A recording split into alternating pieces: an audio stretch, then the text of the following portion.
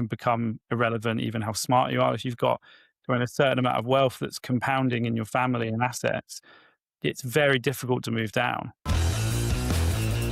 I think for me, I mean, I grew up trying at times lived in social housing, lived with my grandparents in their council house between. So I had a very turbulent lower life upbringing.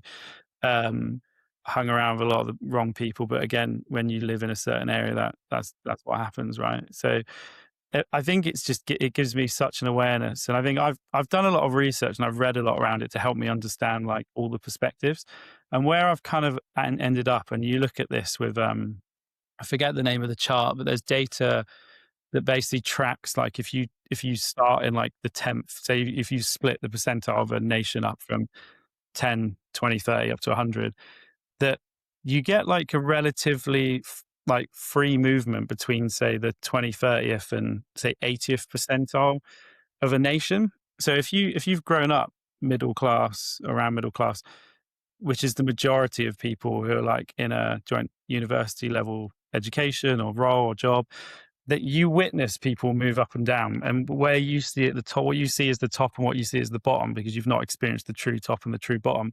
It gives you this perception that like meritocracy exists and there's this freedom of movement. But the reality is if you're in the bottom 10, 20% or in the top 10 or 20%, there's like an insane stickiness that like people in this area just don't, it's very difficult to rise out of that. Or if they do, they might go up a few increments, but not all the way up. And the same this way. And it's like, there's stuff that tracks it against IQ, that it can become irrelevant, even how smart you are. If you've got a certain amount of wealth that's compounding in your family and assets, it's very difficult to move down.